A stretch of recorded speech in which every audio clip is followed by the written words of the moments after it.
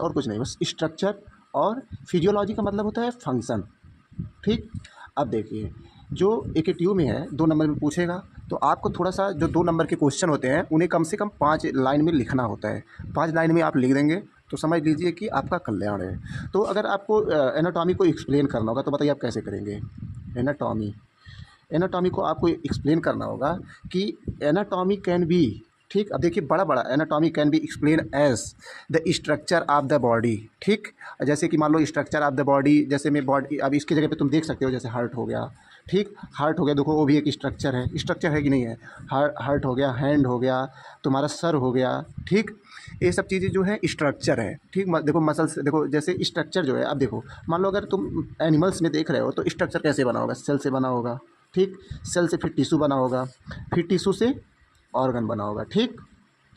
बस यही है। अब तुम इसको अपनी भाषा में एक्सप्लेन कर सकते हो कि तुम अपनी भाषा में इसको एक्सप्लेन कर देना कि एनाटॉमी का मतलब क्या होता है। ठीक। बस कुछ नहीं मतलब होता है, बस स्ट्रक्चर मतलब होता है इसका, मतलब मीनिंग बस जान लो। मीनिंग है एनाटॉमी का स्ट्रक्चर। अगर तुम्हें एनाटॉमी को एक्सप्लेन करना हो तो तुम ऐसे एक्सप्लेन करना, देखो एनाटॉमी का मतलब होता है स्ट्रक्चर, तो इसे तुम एक्सप्लेन करोगे तो लिख देना anatomy is the term which relate to the structure of the body और द ऑर्गन्स। ठीक।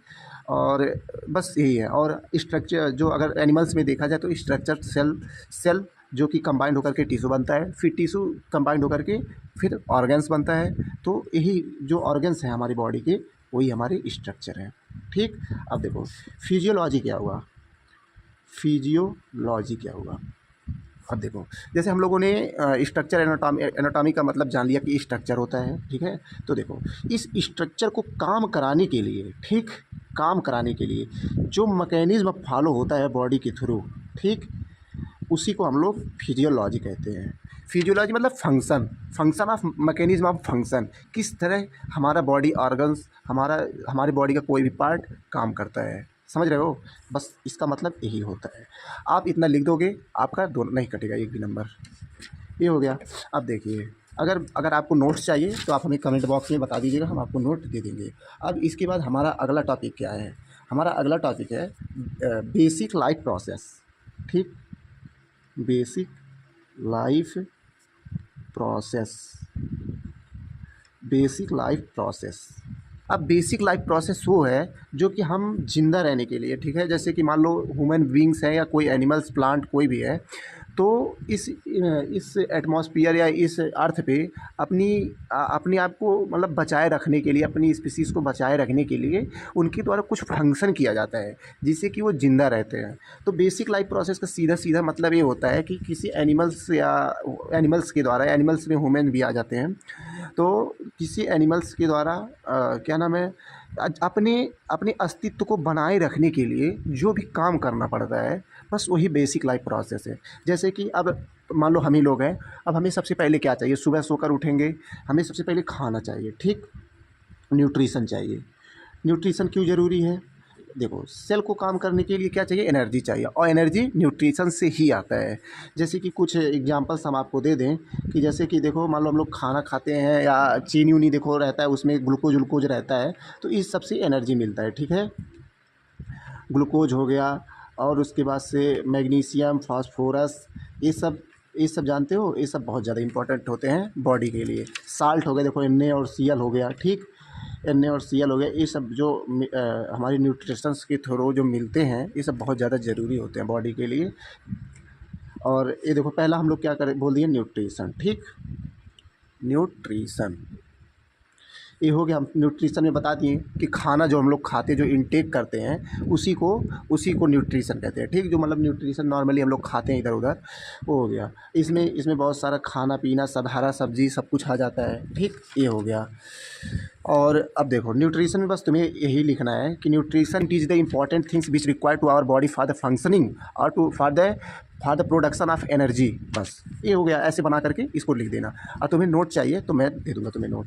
ठीक। अब देखो दूसरा क्या है, दूसरा क्या है। अब देखो, दूसरा है ट्रांसपोर्टेशन। ठीक। ट्रांसपोर्टेशन क्या है, सुनो। देखो, न्यूट्रिशन तो पढ़ लिए, न्यूट्रिशन में हमारा फूड आ गया, ठीक, जो फूड हम लोग खाते हैं, मुंह से खाते हैं, उसके बाद दांत से कूच कूच करके उसको तोड़ देते हैं, ठीक, तोड़ दिए। उसके बाद से देखो तुम्हें पता होना चाहिए कि हमारे जो जीभ है, जो सलाइवा सीक्रेट होता है, इसके थ्रू मतलब हमारे जीभ में एक क्रैप्स जिसे कार्बोहाइड्रेट कहते हैं, जो फॉर्म ऑफ ग्लूकोज होता है एक, वो देखो क्या नाम है, वो देखो जीभ से ही मतलब उसका डाइजेशन शुरू हो जाता है, ठीक, तो वो एनर्जी प्रोवाइड करता है। तो ये हो गया। तो न्यूट्रिशन देख, अब तुम अभी मान लो तुम 2 दिन तक 3 दिन तक खाना ना खाओ, देखो अभी तुम ढीले पड़ जाओगे, एकदम पूरा पड़ जाओगे। तो अब तुम्हें इससे इसकी अहमियत पता चल गई होगी कि न्यूट्रिशन कितना ज़्यादा ज़रूरी है। अब देखो तुम खाना खाए, उसके बाद से वो तुम्हारे वो इसोफेगस से होते होते तुम्हारे स्टमक में आया, स्टमक में आया, HCl रिलीज हुआ, ठीक, उसके बाद से ब्रेक डाउन हुआ, कुछ एंजाइम्स निकले, एमाइलेज निकला, पेप्सिन वेप्सिन सब निकले। उसके बाद से जो तुम्हारा फूड है, जो कि मतलब जो कि डाइजेस्ट होने के लिए जब स्मॉल इंटेस्टाइन में जाएगा, तो स्मॉल इंटेस्टाइन में जाएगा तो वहाँ मतलब क्या नाम है, वहाँ से प्रोसेस शुरू हो जाता है। ब्लड में तुम्हारी न्यूट्रिशन जो ब्रेक डाउन हुए हैं, उनके जो ये जो कंपोनेंट बताए हैं, इन कंपोनेंट जा करके मिल जाते हैं उसमें ब्लड में, ठीक। अब जो ब्लड है ये क्या करता है, इसका क्या फंक्शन होता है, ये फंक्शन होता है कि जो तुमने खाया इस सब पूरा न्यूट्रिशन जो है तुम्हारे ब्लड में न्यूट्रिशन, NaCl ऐसे सब कुछ आ करके, ऐसे एलिमेंट आ करके ब्लड में जॉइंट हो जाते हैं, ठीक। और उसके बाद से ये क्या करता है, ये क्या किया, ऐसे पूरे हर एक ऑर्गन, तुम्हारा हाथ हो गया, तुम्हारा हार्ट हो गया, अब तुम्हारे देखो तुम अभी कट करो, देखो हर जगह से ब्लड निकलेगा, जहाँ जहाँ ब्लड निकलता है समझ लो वहाँ से तक इन कंपोनेंट्स को पहुँचाता है, ताकि तुम्हारे सेल्स इसे कंज्यूम करे और एनर्जी प्रोड्यूस करे with the help of mitochondria, ठीक, माइटोकॉन्ड्रिया। तो आप सीधे सीधे जान गए ना, ट्रांसपोर्टेशन का मतलब क्या होता है। Blood transportation is the process in which the elements और nutrients which are important to our body they are transported by the blood, ठीक, ऐसे बना करके तुम लोग लिख सकते हो इसको, ठीक है। ट्रांसपोर्टेशन, अब बताओ तुम खाना खा लिए और तुम्हारी बॉडी में ट्रांसपोर्टेशन हो ही ना, तो बताओ तुम्हारे सेल के पास वो खाना पहुंच नहीं पाएगा। जब खाना पहुंच ना पाएगा तो बताओ डेड हो जाएगा कि नहीं हो जाएगा, डेड हो जाएगा, ठीक। तो इसलिए इसकी इंपॉर्टेंस तुम यहाँ से समझ सकते हो। अब देखो मेटाबॉलिज्म क्या हुआ, मेटाबॉलिज्म। अब देखो मेटाबॉलिज्म जानते हो क्या है, मेटाबॉलिज्म में कुछ नहीं है, ये है बस एक केमिकल प्रोसेस होता है। जैसे कि मान लो देखो अभी हम तुमसे बोले सलाइवा, ठीक, ये क्या करता है, क्रैब से रिएक्शन कर करके उसके पास से ये डाइजेशन में हेल्प कर देता है। तो बस इसका यही मतलब होता है, रिएक्शन केमिकल प्रोसेस होता है जो कि अपने रिएक्शन से, ठीक, रिएक्शन से खाना डाइजेस्ट करे या फिर एनर्जी प्रोवाइड हो, कुछ भी हो, ठीक, बस इसी को हम लोग मेटाबॉलिज्म कहते हैं। मतलब एनर्जी प्रोडक्शन इसका मेन उद्देश्य होता है, एनर्जी प्रोडक्शन, मतलब कई प्रोसेस में इन्वॉल्व हो सकता है, ठीक, मेटाबॉलिज्म। तो आप सीधे सीधे मेटाबॉलिज्म को क्या लिख सकते हैं, तो लिख सकते हो, metabolism is the process in which, metabolism is the process in which chemical reaction, ऐसे देखो तुम लोगों को बना के लिखना, chemical reaction involved, in which chemical reaction involved, ठीक, ये हो गया। For the production of for the production of energy, ठीक। अब देखो इतना तो तुम ऐसे तुम मेटाबॉलिज्म को एक्सप्लेन कर सकते हो। अब देखो ये भी दो टाइप का होता है, एक होता है कैटाबॉलिज्म, एक होता है एनाबॉलिज्म। अब इसको मैं ज़्यादा एक्सप्लेन नहीं करूँगा, कोई बड़ी चीज़ नहीं है। कैटाबॉलिज्म का कोई मतलब हुआ सीधे सीधे कि अगर कोई कंपाउंड है, कोई कंपोनेंट तुम्हारी बॉडी में है जो टूट करके ऐसे टूट करके दो चीज़ों में सेपरेट आउट हो जाए, बस इसी को कैटाबॉलिज्म कहते हैं। कैटा मतलब ऐसे तुम ट्रिक्स याद कर सकते हो, कैटा मतलब देखो काट मतलब देखो काटने से हमेशा दो चीज़ें अलग होती हैं, ठीक, तो देखो ये अलग हो गया। एनाबॉलिज्म का मतलब है दो छोटे छोटे चीज़ मिल करके एक बड़ा चीज़ बन जाए, बस एक चीज़ में कन्वर्ट हो जाए। ये हो गया कैटाबॉलिज्म और एनाबॉलिज्म का, ठीक। अब देखो तुम्हें पता है कि तुम्हें पता है हमें ज़िंदा रहने के लिए खाना चाहिए, खाना खाएंगे उसको हमारे सेल के पास पहुंचाने के लिए ब्लड की ज़रूरत है, तो हमें ब्लड ले जाएगा इधर से उधर। जब ले जाने की बात हो गई तो ट्रांसपोर्टेशन हो गया। मेटाबॉलिज्म में क्या हो गया, केमिकल प्रोसेस हो गया। मान लो अब ले गए, तुम्हारे बॉडी में जा रहा है, माइटोकॉन्ड्रिया में रिएक्शन हुई ना, तो एनर्जी का फॉर्मेशन नहीं होगा। एनर्जी का फॉर्मेशन नहीं होगा तो फिर सेल काम नहीं कर पाएंगे। जब सेल काम नहीं कर पाएंगे तो तुम ढीले पड़ जाओगे। तो बस यही है।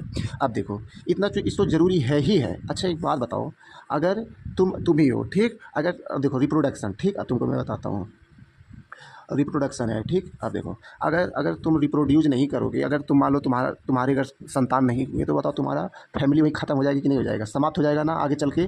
तो इसीलिए रिप्रोडक्शन ज़रूरी है, ताकि एक न्यू स्पीसीज़ का फॉर्मेशन हो और वे तुम्हारे वंश को आगे बढ़ाए। समझ रहे हो ना मैं क्या कहना चाह रहा हूँ? तो तुम्हारे वंश को जब आगे बढ़ाएगा फिर यही प्रोसेस ऐसे कंटिन्यू रहेगा। अगर नया प्रोडक्शन होगा ही नहीं तो फिर बता दो एक समय ऐसा आएगा कि इस पृथ्वी पे कोई रह ही नहीं जाएगा। तो इसलिए रिप्रोडक्शन ज़रूरी होता है, ठीक? इसके लिए कुछ प्रोसेस होते हैं जो कि अभी आगे चल करके आगे यूनिट्स में आप पढ़ेंगे। उसके बाद से अब देखो, अब मान लो तुम खाना खाए, तुम्हारा ट्रांसपोर्टेशन हो गया, सब कुछ हो गया, ठीक? तुम खाना खाए, तुम्हारी स्मॉल इंटेस्टाइन में ऐसा नहीं है कि सब ब्लड में ही चला जाता है। जो बचता है वो एक्सक्रीट आउट होता है।